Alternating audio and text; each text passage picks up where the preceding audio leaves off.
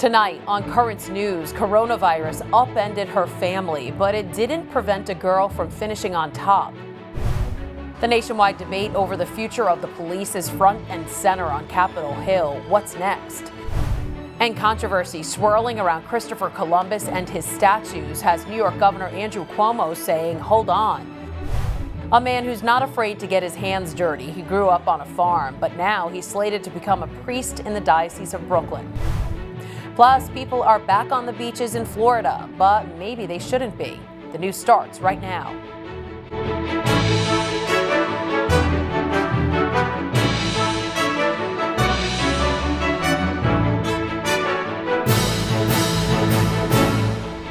Good evening, I'm Christine Persichetti. Samantha Chen is this year's valedictorian at St. Peter's Catholic Academy. The student's success didn't come easy. Her mom is one of the heroes we've come to rely upon in the fight against the coronavirus pandemic. Currents News' Emily Drooby has the story from Bensonhurst. School comes easy for Samantha Chen, but that doesn't mean she hasn't put in hours of hard work. Now it's paying off. She's been named the valedictorian of her Catholic Academy. I feel pretty excited because I like school a lot and I feel like studying is a very important part of my life. Like kids across the country, the St. Peter's student has been dealing with the effects of the coronavirus pandemic, having to learn from home and missing out on fun school events.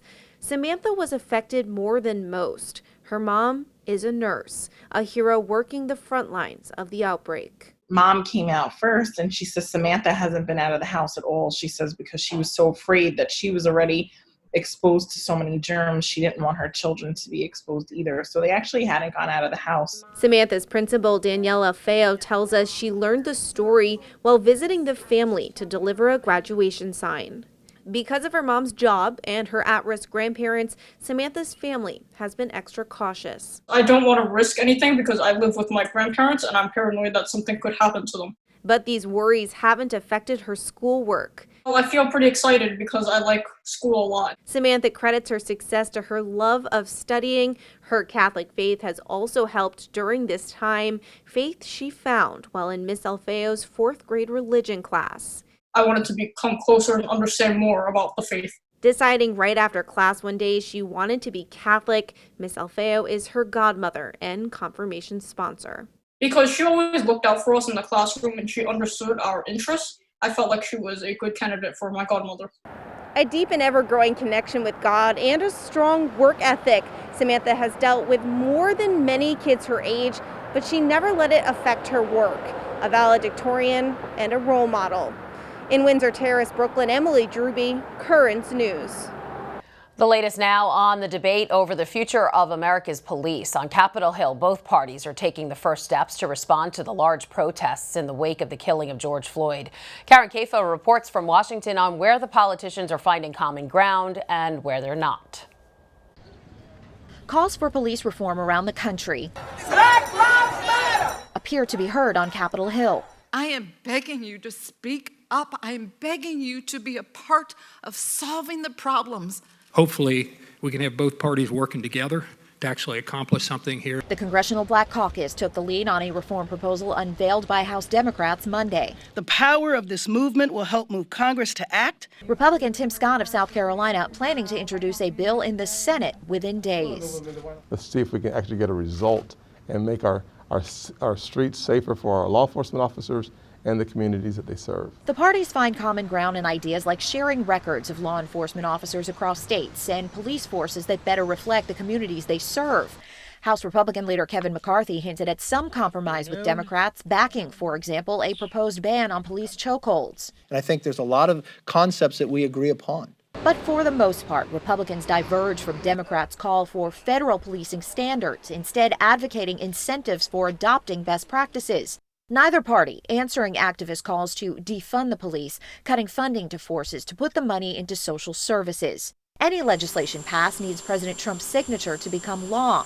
In Dallas Thursday, he confirmed an executive order in the works at the White House on policing standards for use of force, including de-escalation tactics. We're going to make sure that our police are well trained, perfectly trained, they have the best equipment. In Washington, Karen Cafo, Currents News. No-knock warrants are history in Louisville, Kentucky. The city council is outlawing them after the police shooting death of Breonna Taylor. She had been an emergency medical technician until she was killed in her apartment last month when police served a warrant.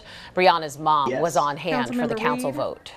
All Breonna wanted to do was save lives.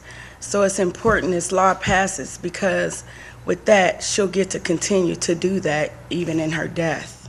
Breonna's law passed the council unanimously. It requires cops to wait at least 15 seconds after knocking and announcing their presence. Officers also must turn on their body cameras 5 minutes before arriving to serve a warrant. A violent end to the hunt for a suspect accused of ambushing cops in California.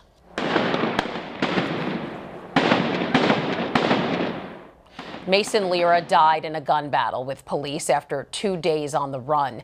He was wanted for deliberately planning an attack on cops, shooting up a San Luis Obispo police station and hitting one officer in the face. Before the end came, other cops were wounded. The suspect was shot, and during the shooting, two more officers were injured. I know that the community has felt a lot of angst and a lot of fear, and I'm glad that this is finally over. The sheriff believes the shooting was a planned attack on officers and could be tied to the national turmoil over police. More than a dozen Chicago cops are under fire tonight, accused of sleeping and eating on the job while rioters were looting. New video shows the cops inside Congressman Bobby Rush's office the night of June 1st. Outside, there was violence as stores were attacked and damaged. The congressman wants the cops disciplined. They even had the unmitigated gall to go and make coffee for themselves and to pop popcorn, my popcorn, in my microwave. Chicago's top cop said if they're sleeping during a riot, what are they doing during a regular shift? Protesters across the country have turned their attention to statues of historical figures. Christopher Columbus monuments are now being targeted, but there's a debate over whether they should be. A statue of Christopher Columbus decapitated in a Camden, New Jersey park. With a crash and amid cheers, a statue of the Italian explorer falls to the ground in St. Paul, Minnesota. Similar scenes playing out across the country, from Houston, Texas to Boston, Massachusetts. Statues of Christopher Columbus vandalized and torn down. Columbus had long been associated in history books for discovering the New World, but is considered by many as a symbol of hate. Christopher Columbus to us as Black Americans represent a privatizer, a colonizer, a rapist, and many other things. Statues of historical figures are being reassessed in cities across the country in the wake of George Floyd's death. It started with Confederate monuments, but has extended to Columbus. In New York, the controversy is nothing new. In 2017, amid the Columbus Day parade, there were calls to remove the monument near Central Park. Parade organizers and the city's Italian-American community opposed the removal. Governor Andrew Cuomo still does. He was asked about it yesterday and said, quote, "I understand the feelings about Christopher Columbus and some of his acts, which nobody would support. But the statue has come to represent and signify appreciation for the Italian-American contribution to New York." Italian-American groups like the Sons of Italy say Columbus's contributions to the entire country shouldn't be forgotten. If you could step back and try to be objective, do the research, and look at what actually happened. We've done research with the Italian organizations in this country. Again, you're going back to 1492. The culture and the behavior at that time is nowhere like it is today. But I think the research on the other side only goes so far. In 2018, the statue of Christopher Columbus in Manhattan was listed on both the state and national registers of historic places, which offers protections for the statue under historic preservation laws. And please join us for a Currents News special program, Faith and America's Original Sin. The half-hour broadcast about racism and why many in the church call it America's original sin will debut Monday, June 15th, with encore showings on Wednesday the 17th and Tuesday the 23rd. Each airs right after Currents News at 7:30 p.m.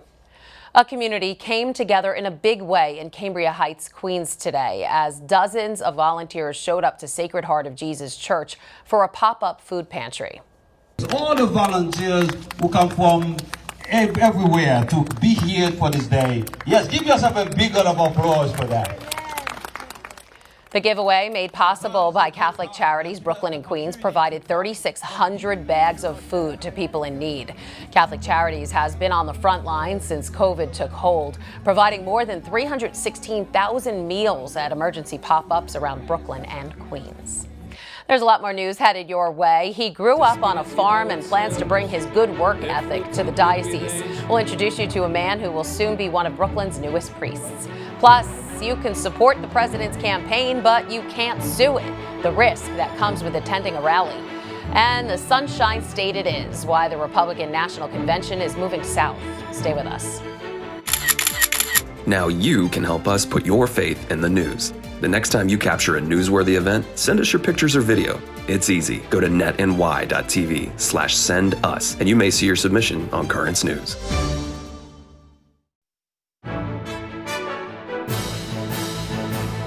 Through this pandemic, we are realizing many important things in our lives. And one of that is family. A young man thanking God for his family and the big part they have played along the road to his priesthood. Deacon Nestor Martinez isn't afraid to get his hands dirty. He grew up on a farm. Now he's determined to bring that work ethic to the Diocese of Brooklyn. He's about to be ordained a priest. Currents News' Jessica Easthope reports from Williamsburg on how Deacon Nestor's love of work and love from his family combined to build his vocation. Deacon Nestor Martinez knows what it's like to work hard. In the unity of the Holy Spirit. Anyone coming into Divine Mercy Church in Williamsburg would say he's a natural. But looking back on his days in the seminary, that wasn't always the case. In the first 3 months, oh my goodness, it was so hard for me. Blessed be Jesus Christ. But his work ethic prevailed. He's now 2 weeks away from becoming a priest.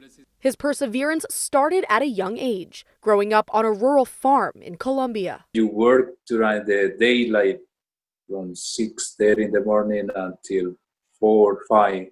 Deacon Nestor is the 8th of 10 children. As a kid, he lived, worked, and did everything with his family. He hasn't been with them since coming to the States in 2017. They have internet. They call me. We keep in touch with each other. His family and dedication to the church has marked his vocation. He looks back on a time when a church was not at his doorstep. To get up every Sunday like at 4 a.m. in the morning and then prepare myself and go to Mass, like walking like 30-40 minutes. Once Nestor recognized he was being called by God, he looked to join the seminary at a very early age. I wanted to go to the seminary when I was like 14, but the problem was that it was very hard for my father to send all of us to the high school. His parents were surprised, but supportive. And when I told them, yeah, they were surprised. However, they reacted positive. Though each priest serves his community fully, Nestor's mission is to bring families back together. He said that's been a silver lining of the pandemic. Through this pandemic, we are realizing many important things in our lives. And one of that is family. He wants people to experience the same family unity he had growing up. So as many families work on reconnecting with each other, Nestor will soon be building his new family in the Diocese of Brooklyn. One God forever and ever. In Williamsburg, Jessica Easthope, Currents News. Catholics around the world are preparing for a big day of prayer for priests. The World Day of Prayer will be celebrated on June 19th to encourage priests to reflect on the importance of their vocation. It was established by Pope St. John Paul II and occurs every year on the Solemnity of the Sacred Heart of Jesus. For more information, head to usccb.org. That's usccb.org.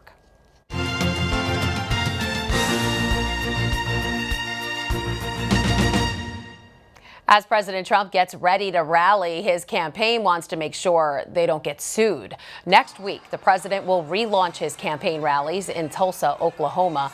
But if you want to be there, you have to sign a waiver. The sign-up page for tickets to the event includes a disclaimer that says if you get sick with the coronavirus, you can't hold the campaign or the venue liable.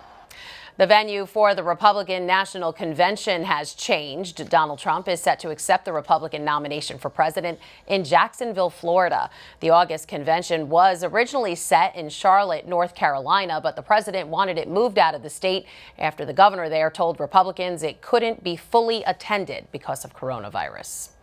Still to come on Currents News, they're hitting the beaches and might be spreading the virus. We'll ask the doctor about a rise in COVID cases. Also ahead, it took a while, but this 74-year-old beat the virus. We'll show you the reunion with his family. Do you have a story idea or want to share a tip? Email us at newstips@desalesmedia.org or call our 24-hour number, 718-517-3122. We'll be right back.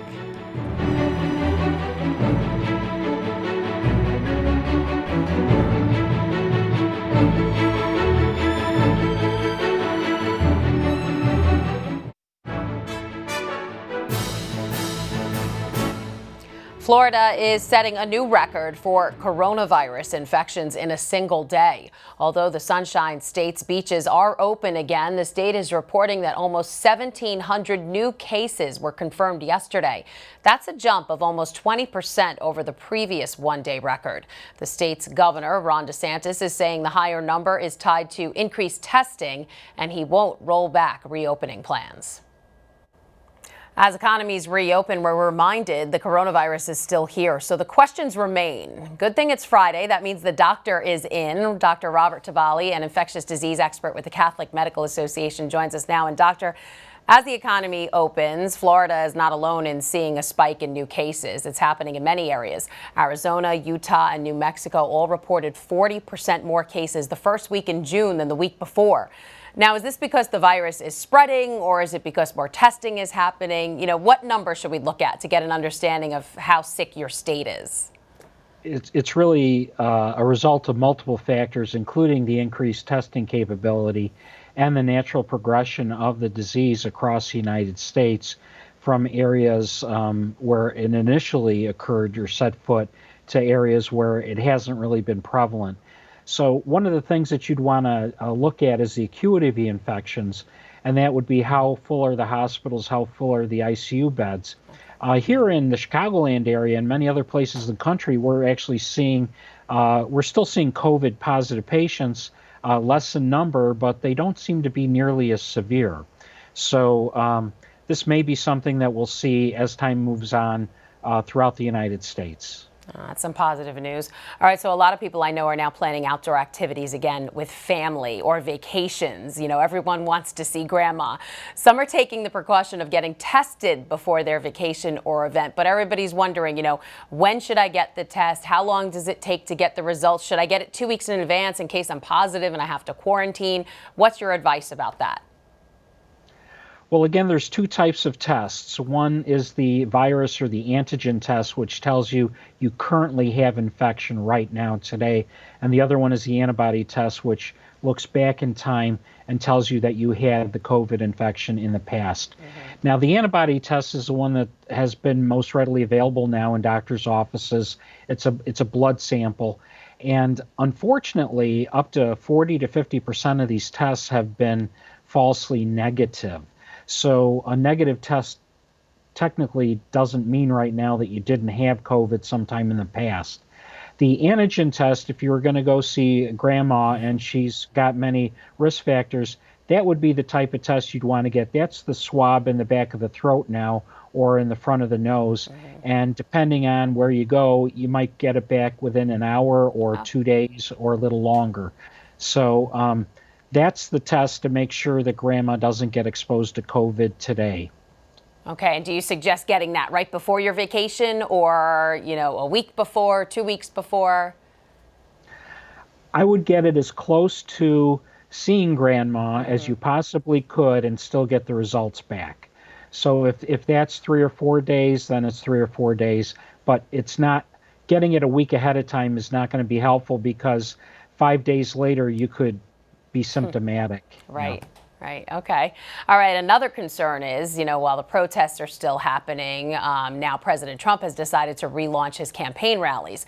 Should we be worried about another wave of the coronavirus? I'm worried about another wave. Yeah. But again, you know, the virus seems to be mutating a bit, and whether or not the summer months will make it a little less contagious than it's been in the past. The World Health Organization, one of their officials, talked about the virus not being contagious from asymptomatic people. That was kind of a bold statement that she walked back with great vigor about a day later. So, but yes, with close person-on-person contact like you'd see in a rally or in a protest, we're very worried.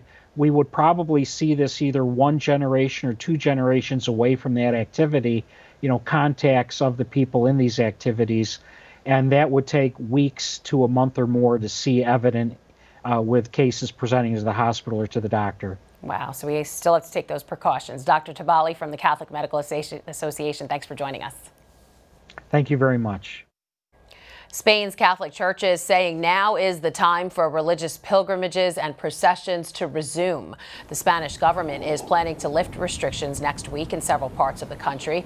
Cardinal Juan Jose Omea is in talks with officials to develop plans for pilgrimages, processions, and other outdoor religious events.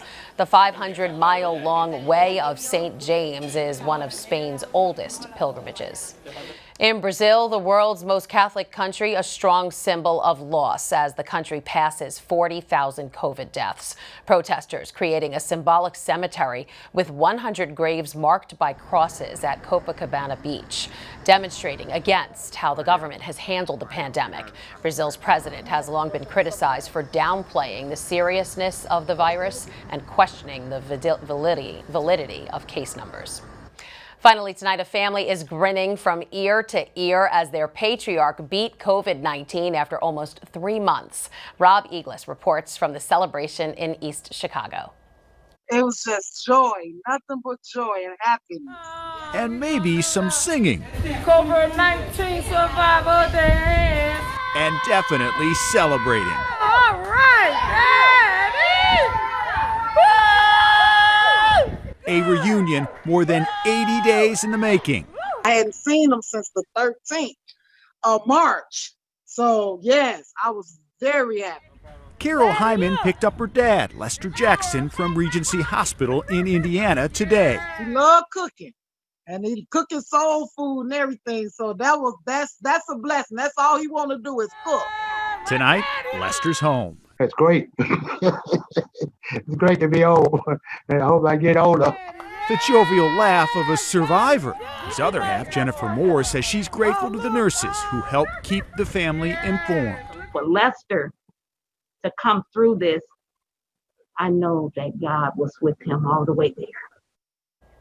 That was Rob Eglis reporting. This is Lester's second health victory. Decades ago, he beat cancer. Wow. And that is Current News. I'm Christine Persichetti. Thank you for joining us, because we are putting your faith in the news. Hope to see you again next time.